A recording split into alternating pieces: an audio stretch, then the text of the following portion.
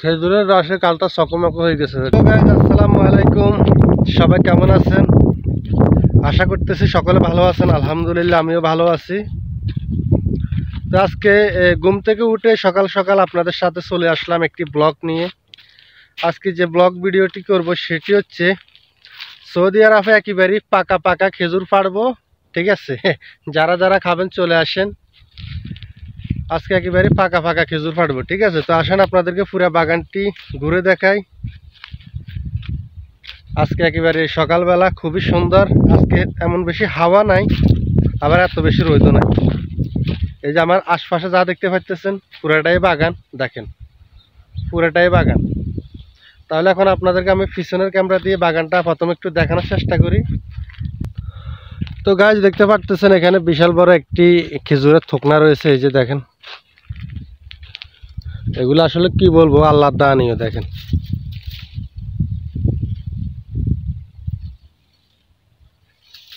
এই যে এটা ছাগলে এরকম করেছে, ছাগলে এটা ছাগলের কাজ। ঠিক আছে, এই যে আর এই যে দেখতে পাচ্ছেন যেগুলা লাল লাল খেজুর, ঠিক আছে, মানে হলুদ হলুদ হয়ে গেছে, এগুলা খাইতে অনেক মজা, অনেক মজা। আর এই যে এখানে একটা ফাঁকছে, এই যে ভিতরে একটা ফাঁকা রয়েছে, যে দেখেন এই যে ফাঁকাটা দেখেন। এই যে অনেক অনেক অনেক খেজুর, অনেক খেজুর এখানে। এগুলো সব লাল লাল হয়ে আছে। আর এই হচ্ছে গাছটা এত বড় না। এই যে দেখেন গাছটা এত বড় না।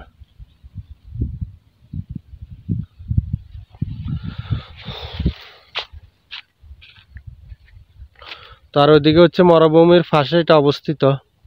আর দেখেন কত বিশাল বড় বড় পানির হাউস করা হয়েছে। এই যে এগুলা সব পানির হাউস করা হয়েছে, মানে পানি যেন একটু দিলে অনেক বেশি থাকে। ঠিক আছে, এই যে এটার হাউস সবচেয়ে বড়। এই যে এটার সবচেয়ে হাউসটা বড়। আর এই যে দেখেন ঘাস উঠে কি অবস্থা হচ্ছে। আমি কয়েকদিন আগে এটা পরিষ্কার করলাম সবকিছু। এই যে মানে সম্পূর্ণ আগাগোড়া দেখেন সব ঘাসের টাল। মানে এগুলা ঘাস তো ঘাস না, এগুলো অজাতের ঘাস। মানে এগুলা ছাগলও খায় না এই ধরনের ঘাসগুলি। ঠিক আছে,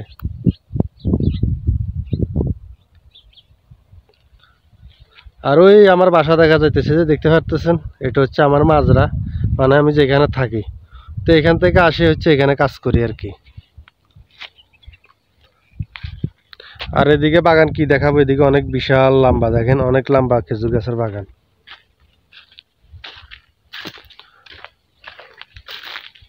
তো অনেকে জানে না যে আসলে খেজুর গাছের বাগান কিভাবে করা হয়।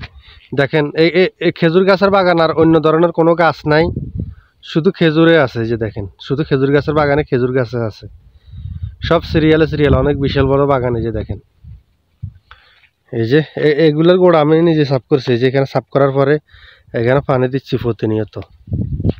আর এগুলা খেজুর, এই যে খেজুর। চলেন এখন যে গাছে খেজুর বেশি ওই গাছের কাছে নিয়ে যাই।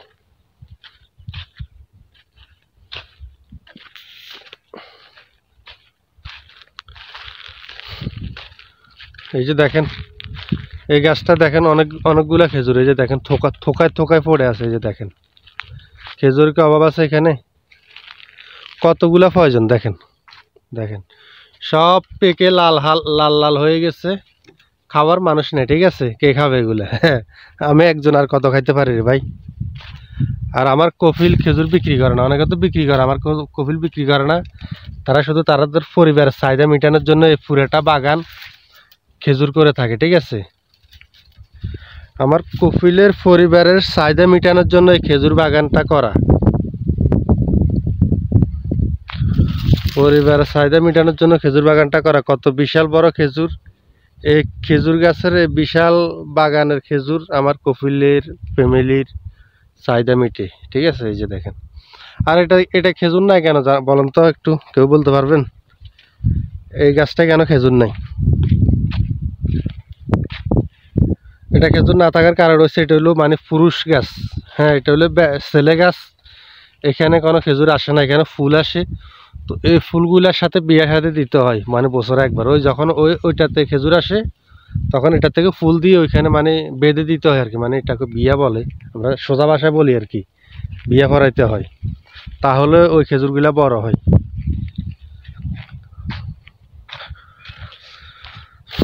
এই যে দেখেন,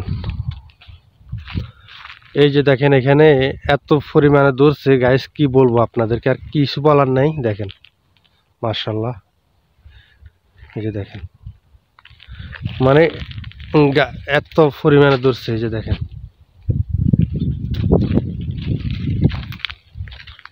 এই যে দেখেন খেজুরের কোনো অভাব নাই। যে দেখেন, এই যে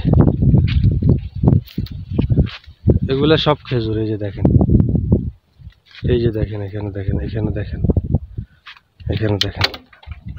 তো এখন আমি কিছু খেজুর ফাড়বো, ঠিক আছে? এখন আমি কিছু খেজুর ফাড়বো, যেহেতু সকালে নাস্তা করতে হবে, এই কারণে।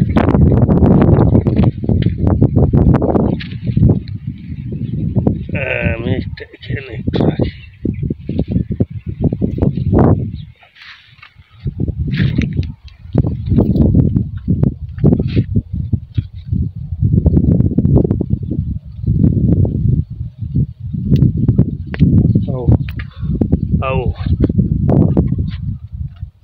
এই যে দেখেন আমি খেজুর খাইতেছি। এই যে দেখেন, বিসমিল্লাহ।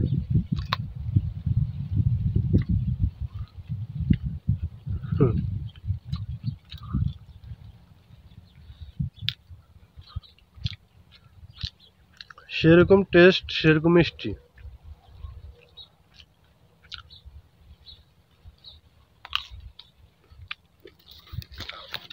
মানে আমার রসে গালটা একেবারে চকমক হয়ে গেছে, খেজুরের রসে গালটা চকমক হয়ে গেছে গাইস, কি বলবো আপনাদেরকে, এত দারুণ, সেই সেই।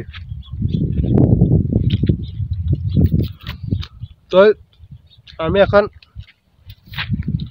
এই যে তোয়ালিটা দেখতেছেন, এই তোয়ালির ভিতরে খেজুর খেজুর মানে খেজুর ফাটবো সকালবেলা। আমি আবার আমার কফিল নাস্তা করবো, আমার কফিল আসবে একটু পরে, ওই মাঝরায় আসবে বাসায়, তখন নাস্তা করব দুধ দিয়ে খেজুর দিয়ে, ঠিক আছে? তো সবাই ভালো থাকবেন, কাজে নিয়োজিত হয়ে যাইতেছি। এতক্ষণ ভিডিও বানালাম, ভালো লাগলে একটি লাইক, একটি শেয়ার, আর আমার পেজটিকে ফলো দিয়ে আমার সাথে থাকবেন। সবাইকে ধন্যবাদ, আসসালামু আলাইকুম।